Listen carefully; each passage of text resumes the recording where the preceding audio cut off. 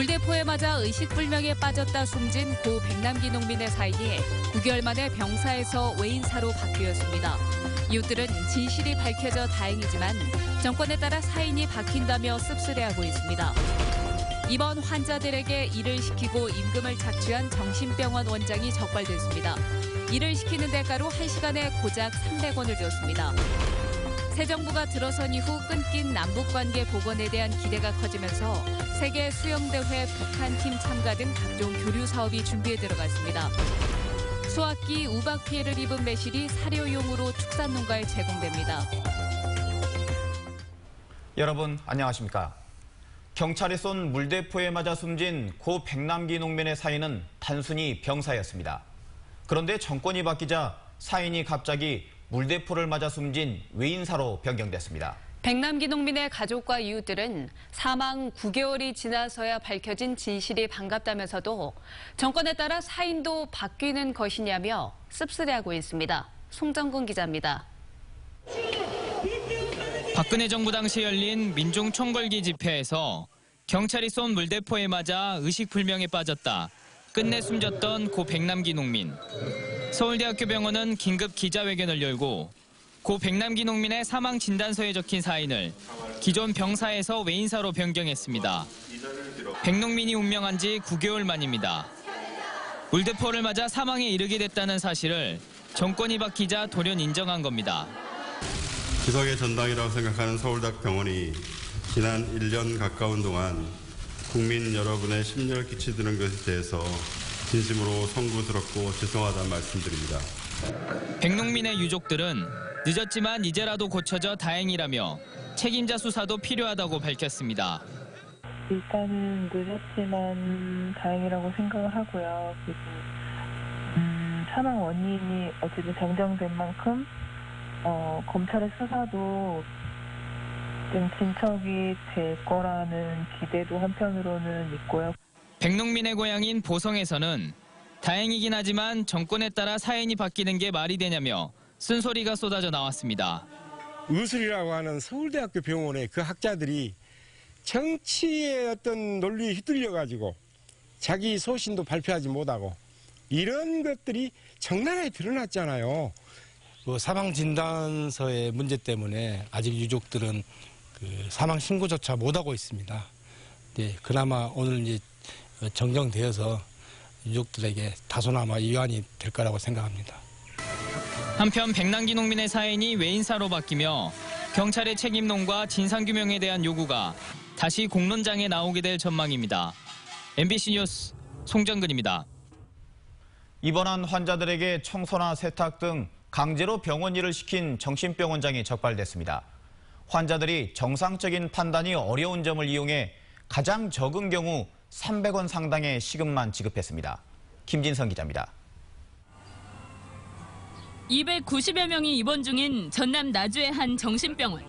세탁실에서 일하고 있는 남성은 알코올 의존 증세로 입원해 있는 환자입니다. 병원장인 62살 하모 씨가 비교적 신체 활동이 자유로운 환자들에게 갖가지 일을 시킨 겁니다. 실제 직원은 미화직 1명과 조리 인력 일부만 채용한 상태로 배식과 세탁, 청소 등의 업무는 모두 환자들에게 떠맡겼습니다. 세탁소다 몇 개 가지고 환자들한테 소독 과정에서 거쳐가지고 환자들한테 줘야지. 그래서 빗빨래를 환자들한테 시켜갖고 그 돈에 끼려고. 지난 2014년부터 3년여 동안 노동을 강요당한 환자는 확인된 것만 29명. 임금은 간식비 명목으로 장애와 노동 정도에 따라 차등 지급했는데 시급 300원에서 최고 2,000원 상당이었습니다. 하 씨가 지급하지 않은 돈은 최저임금 기준으로 1억 2천여만 원에 이릅니다. 하 씨는 환자들의 자발적 공사였다며 혐의를 부인하고 있습니다. 정상적인 병원 운영이 가능했을 그런 경제적 상황이었던 것으로 판단이 됩니다. 따라서 병원 수익 극대화를 위해 환자를 이용했을 개연성이 큰 것으로. 경찰은 병원장 하 씨를 불구속 입건하고 세금 탈루 여부 등을 조사하기 위해 국세청에도 통보하기로 했습니다. MBC 뉴스 김진선입니다. 청와대 장하성 실장이 오늘 광주를 찾아 추경 예산안의 필요성을 설명했습니다. 국민들의 지지를 바탕으로 야당이 반대하고 있는 추경안의 국회 통과를 압박하기 위한 전략으로 풀이됩니다. 김철원 기자입니다. 장하성 청와대 정책실장이 정부가 편성한 추경 예산안의 취지를 직접 설명하겠다며 이례적으로 광주를 찾았습니다. 문재인 정부가 국회에 제출한 11조 2천억 규모의 추가 경정 예산은 일자리를 늘리기 위한 것이고 그 효과는 고스란히 지역으로 돌아갈 것이라며 배경과 내용을 조목조목 설명했습니다. 보육교사, 노인 돌봄 이 요양사들, 치매관리 요양 이런 모든 이번에 추경에서 저희들이 만드는 일자리는 전부 다 지역 일자리입니다. 각 부처의 장관들 인선이 야당 반대에 부딪혀 있는 데다 추경의 국회 통과도 여의치 않아 보이자 직접 국민을 상대로 여론전에 나선 것으로 보입니다. 장 실장은 전주와 광주부터 찾은 것은 캐스팅 보트를 쥐고 있는 국민의당을 압박하기 위한 것이냐는 질문에 부정하지 않았습니다. 국민의당 압박용이 아니고 시민 설득용으로. 그렇습니다. 예. 그러나 국회의원은 그 국민들의 뜻을 받들겠죠.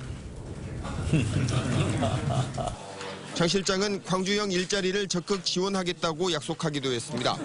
다만 광주형 일자리가 아직 구체화되지 않은 만큼 광주시와 광주 시민들이 먼저 모델을 만들어가면 성공하도록 돕겠다고 말했습니다. 광주형 일자리와 관련한 청와대의 입장은 정부가 주도하겠다는 게 아니라 광주가 하는 실험을 돕겠다는 데 방점이 찍혀 있습니다. 성공하든 실패하든 그것은 광주의 책임이라는 뜻이기도 합니다. MBC 뉴스 김철원입니다. 보수 정권에서 중단됐던 남북 교류 사업이 새 정부 출범과 함께 기지개를 켜고 있습니다. 남북 관계가 복원될 것이라는 기대 속에 각종 교류 사업이 준비 단계에 들어갔습니다. 윤고수 기자입니다. 2년 전 광주 유니버시아드 대회 때 광주는 관중석을 비워놓고 북한의 참가를 기다렸지만 북한은 끝내 선수단도 응원단도 보내지 않았습니다. 보수 정권을 거치면서 멀어질 대로 멀어진 남북 관계 때문이었습니다. 2년 뒤 다시 광주에서 열리는 세계 수영선수권 대회에는 북한 팀이 참가할 수 있을까? 정권 교체로 가능성과 기대감은 커졌습니다. 수영대회 조직위도 준비에 들어갔습니다. 통일부에 북한 선수단 참가가 이루어질 수 있도록 많은 협조를 해달라 하는 공문도 보냈고요. 광주시 남북교류협의회도 북한의 에너지를 지원하는 사업을 준비하고 있습니다. 지역의 특화 산업을 활용해서 북한의 에너지 자립마을을 조성한다는 구상입니다. 6.15 광주본부는 하루라도 빨리 남북관계를 복원해야 한다고 주장했습니다. 후퇴한 남북 관계를 다시 복원하고 평화와 통일을 향한 전진할 수 있는 기반을 형성했기 때문입니다. 북한의 미사일 도발과 핵 위협 등으로 남북 간의 교류가 당장 재개되기는 어려운 분위기지만 관계가 개선될 거라는 기대 속에 물밑 작업은 한층 빨라지고 있습니다. MBC 뉴스 윤수입니다. 6.15 공동선언 실천 남측위원회 광주본부가 6.15 선언 17주년을 맞아 기념식을 갖고 대화와 만남을 통한 평화 통일의 의지를 다졌습니다. 6.15 광주본부는 남북 간 상호 존중과 대화를 통해 화해 협력의 시대를 다시 열어가는 것이 시대적 사명이라며 이 사명을 완수하는 데 앞장서겠다고 결의했습니다. 또 8.15 민족 공동 행사를 성사시키고 다양한 교류 협력 사업을 추진하겠다고 밝혔습니다. 수확기 우박 피해를 입은 매실이 사료용으로 축산농가에 제공됩니다. 과수농가와 축산업계 모두를 지원하는 일거양득의 효과가 기대됩니다. 박광수 기자입니다. 지난달 31일 밤 매실 주산지에 집중된 우박 피해는 예상보다 심각했습니다. 피해 면적이 순천 지역만 440여 헥타에 낙과 피해를 입은 물량도 전체 생산량 3,500톤의 40% 수준. 더욱 큰 문제는 그나마 줄기에 달려있는 매실들도 판매가 불가능하다는 겁니다. 우박을 경미하게 맞았던데도 전부 다 흠집이 나가지고 상품성이 전혀 없어요. 시장에 나갈 수 있는 상품이 못 돼버려요. 이처럼 낙과는 되지 않았지만 상품성이 떨어지는 순천 지역의 매실이 전량 매입돼 축산 사료용으로 공급됩니다. 가축 전염병 예방에 매실을 활용해보자는 시의회 측의 제안을 피해 농가 지원 방안을 고심하던 시 당국이 적극 수용했습니다. 매실 성분이 가축 전염병 예방에 도움이 된다는 얘기를 접하고 순천시에 정책 지원을 했더니만은 순천시가 바로 받아들여서 대단히 감사하게 생각하고 있습니다. 이번 수매 사업에 투입될 시예산은 가공 비용과 냉동비를 포함해 10억 원 정도.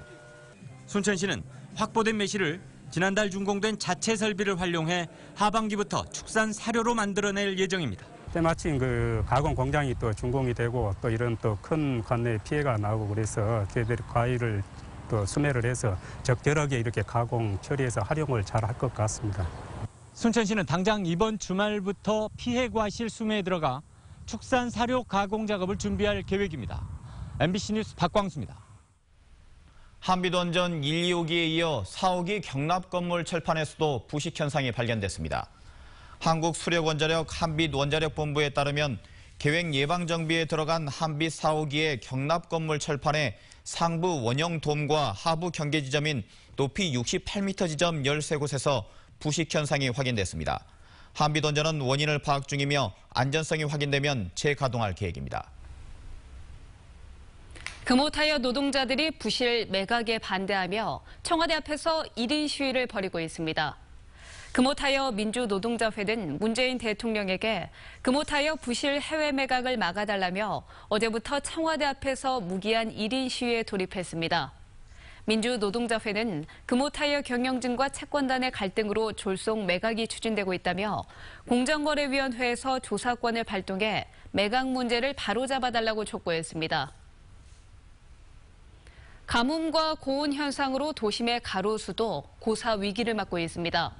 광주시는 도심의 가로수가 고사하는 것을 막기 위해 살수차 70여 대를 동원해 물주기 작업을 진행하고 있고 특히 최근 심은 나무에는 시공업체를 통해 물주머니를 설치하도록 했다고 밝혔습니다.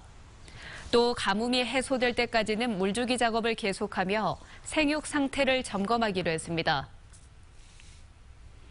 미래에너지 사회의 모습을 전망하고 신기술을 공유하는 포럼이 광주 과기원 차세대 에너지 연구소에서 열렸습니다.